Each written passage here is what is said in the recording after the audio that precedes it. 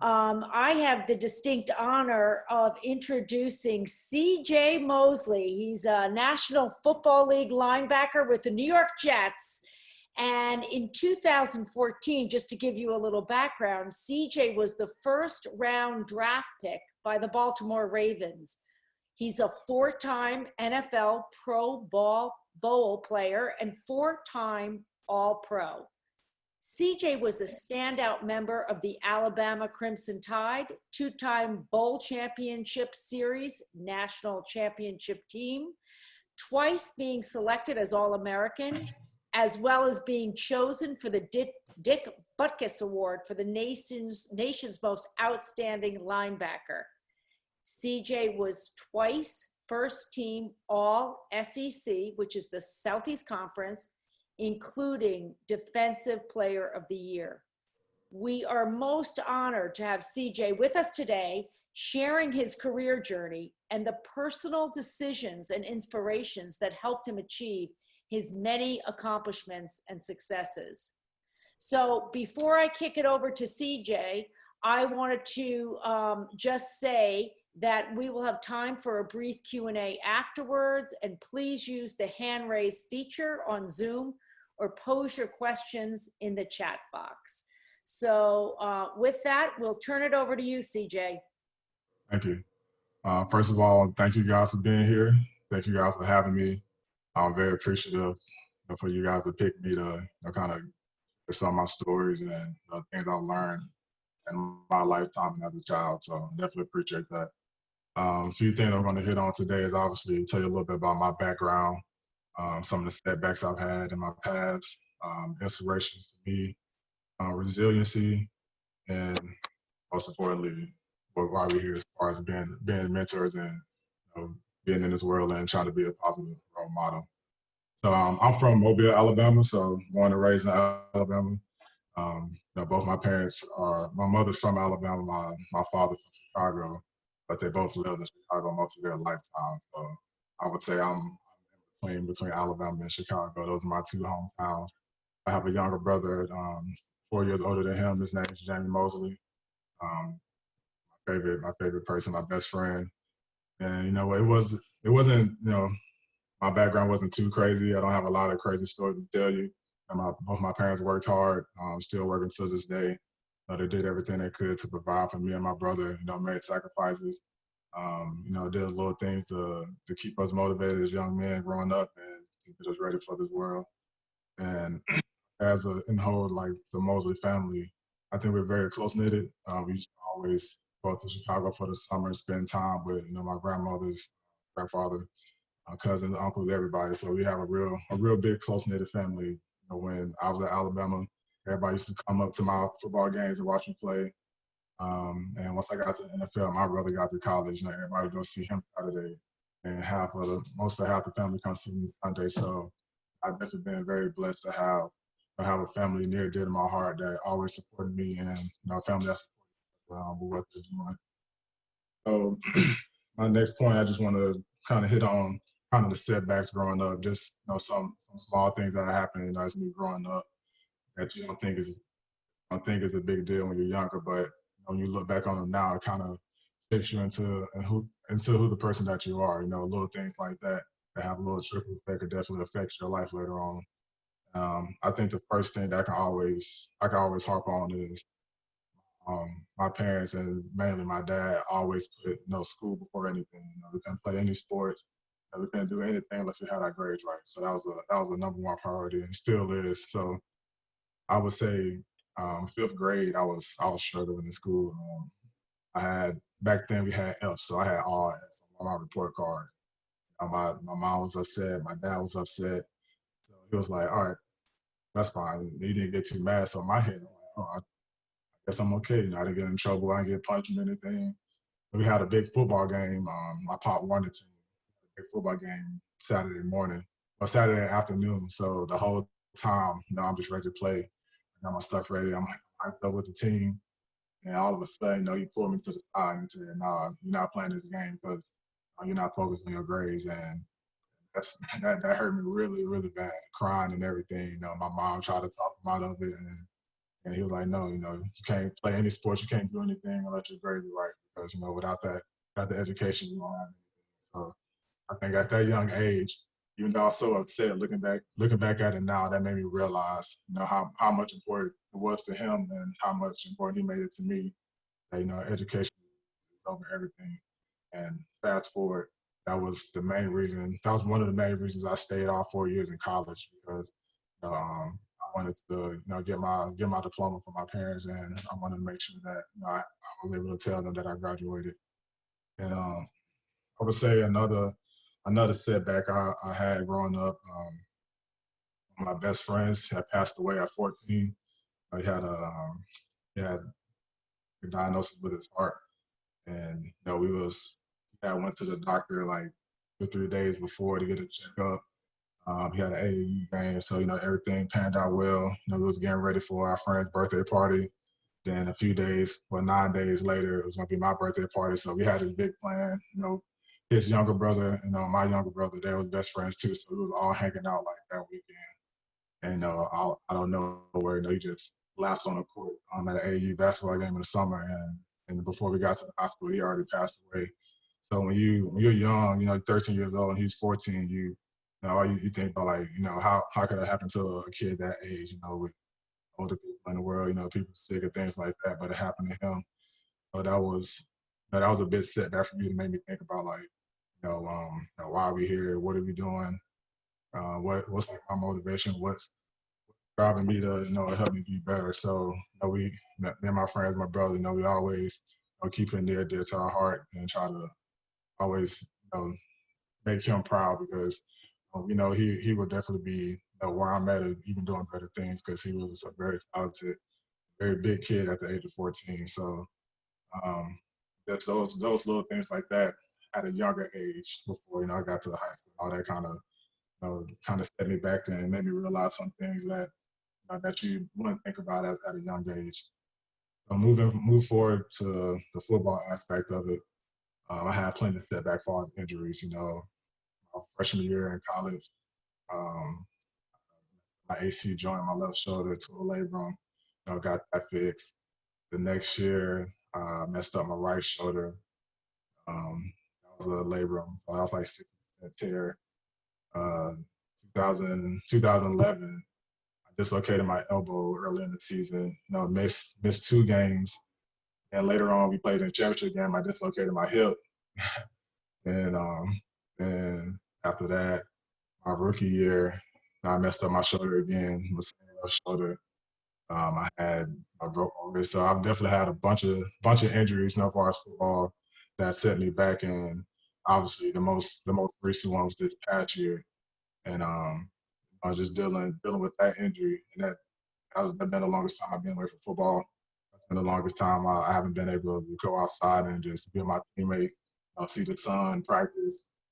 Besides being in meetings and going to rehab, it was at one point, so I was getting up at 6 in the morning, doing my workouts, doing my rehab, doing my meetings, and by the time I'm done with everything, it's 6 o'clock at night. So for like 2, 3 months, it's all day, every day, just me trying to get back on the field and not seeing the day of light. So just this past season definitely made me realize kind of like what's my why. Kind of what's inspired me to want to keep doing what I'm doing. What's inspired me to try to be a better person, try to be a better player. And ultimately, it kind of made me realize, how much I do love the game of football, because I was just going to work and doing what I have to do, to help my friends, help my teammates to get better. So it kind of made you reflect back on yourself, like, as you say, look in the mirror and be like, well, why am I here? Like, what do I really want to do? And it really made me think about it. Right now, it's like I just want to play football. Then the rest will come later. And that kind of brings me to the next topic, as far as inspiration. So for me, my main inspiration was my parents, because the sacrifice they made and the things I've seen them overcome. Some of the troubles that I've seen them see. Because when you're young, you don't really know how to talk to your parents, or that person that providing to you when they're struggling. You don't really know what to say or how to say it, because you really can't understand what they're going through. As you get older, to see those type of things as you get into the real world, you start to see some of the sacrifices that you have to make, some of the places have to go some places you can't go just because, you know, I think about the goal and things that you want to do to better yourself and better your family. And I also would say my brother, he's a big inspiration to me. Not only because, you know, I'm his bigger brother, but obviously, um, I don't want him I don't want him having to deal with anything because of decisions that I made. You know, I always say, you know, if anything happened to me, you know, I'd rather it happen to me than happen to my brother. And you know, he's been through a lot himself, as far as you know, going to Alabama with no scholarship, being a walk on, you know, pretty much um, playing the back end the first three and a half years, and ultimately, you know, him getting the full ride until his senior year.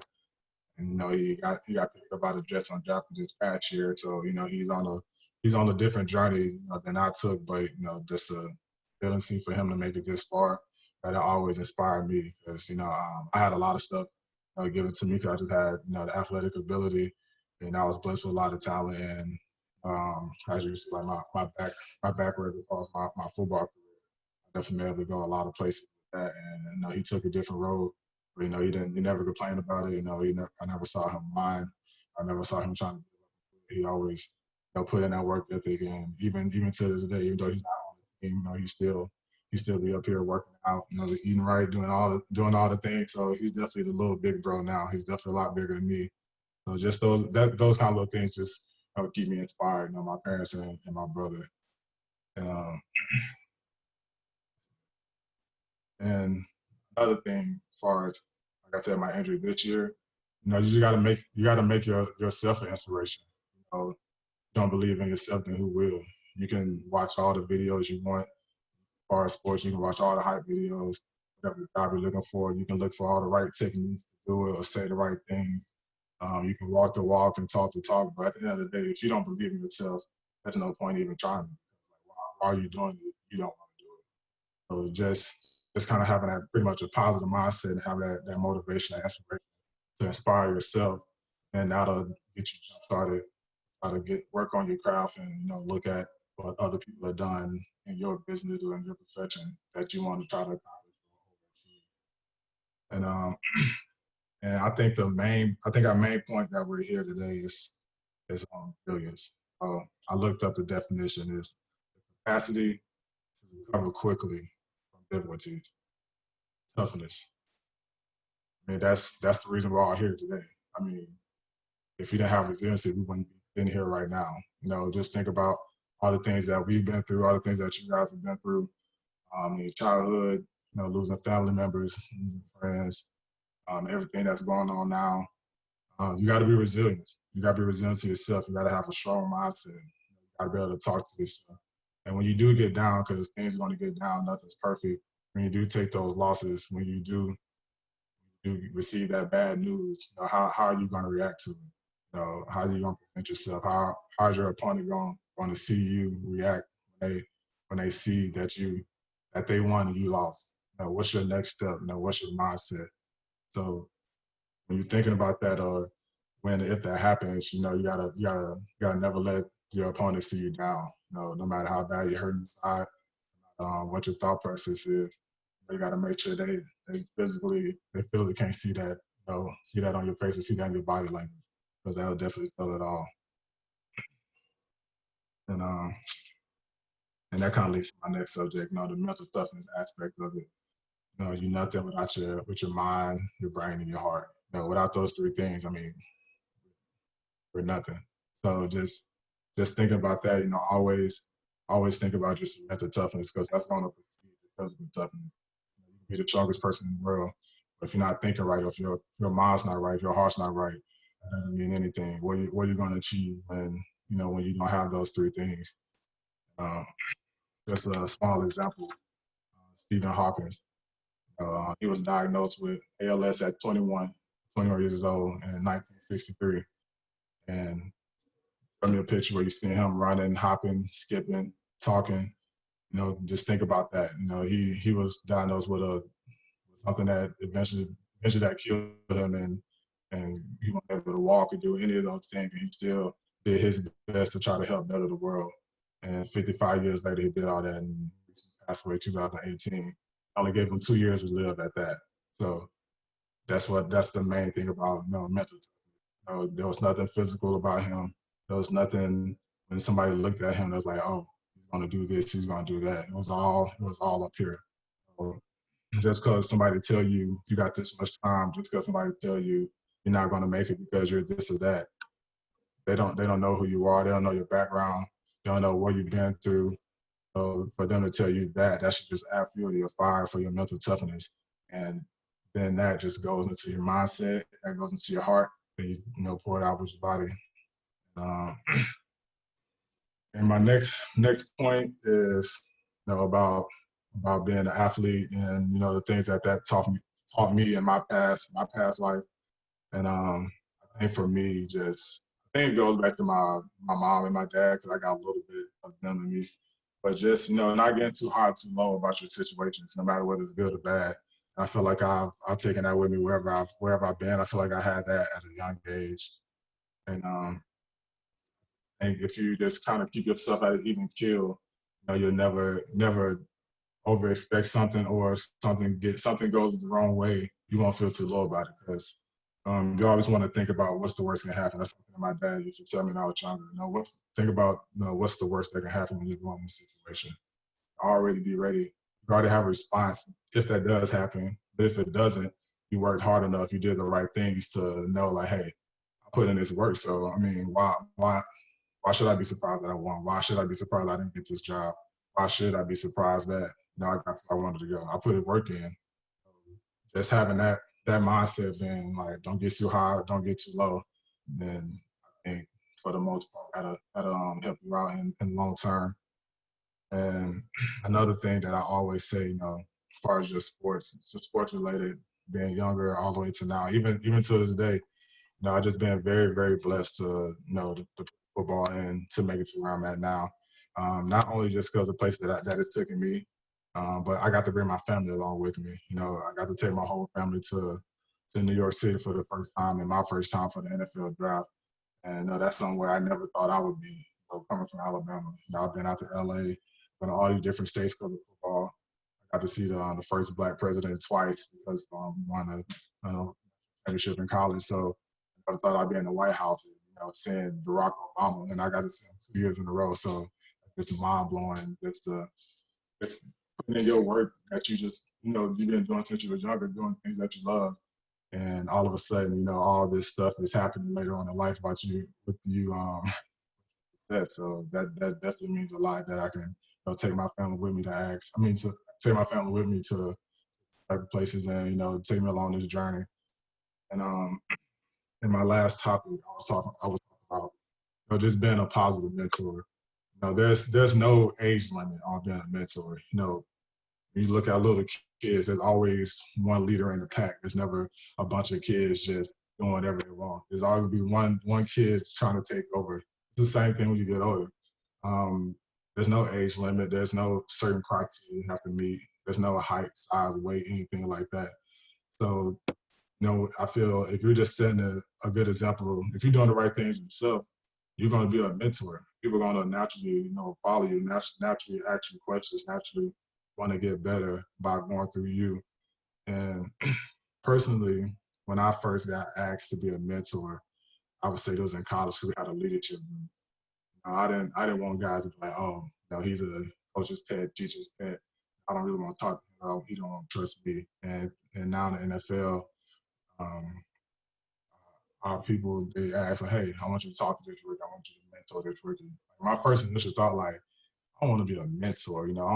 That's like for coaches and things like that. But when I look at it now, when I talk to my college teammates, all they talk about, like, man, you used to do this.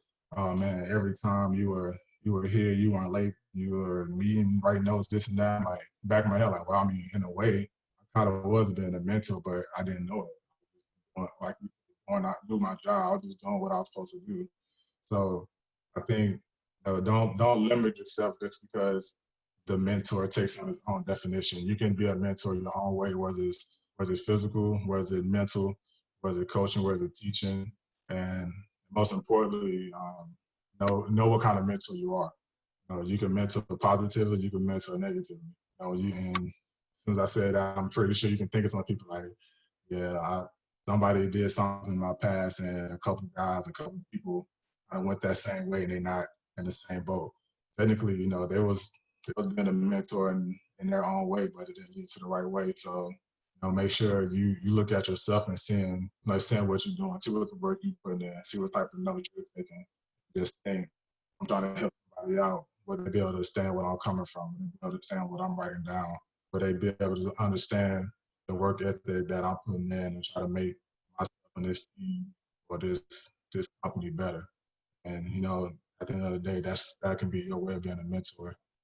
So those just a few things that I have written down. Those a few things that I want to talk to you guys about. So now we can do the Q&A. So I appreciate it. Great. Thank you, CJ. We have a bunch of questions that have come into the chat that Deanna's going to relay on to you, right? Yeah, so I'm going to read out the questions. So the first question we have is from Dan, and he asks, what were some reasons you decided to come to New York in free agency? So, I mean, I've been in Baltimore 5 years. So in my head, I'm like, there's no way I'm leaving Baltimore. Like I've done everything I can. I gave my all. Like we just won the division. We did this and that. Like I'm ready to stay. But as you get older, you learn that you hear a lot of guys say it, but the NFL is honestly a business. Whether it's through money, whether some of the veteran guys are just a little bit older and they're trying to make some cap space. So just things like that. And at the end of the day, I was like, well, I feel like I put in all this work for 4 years with an extra year that y'all tag.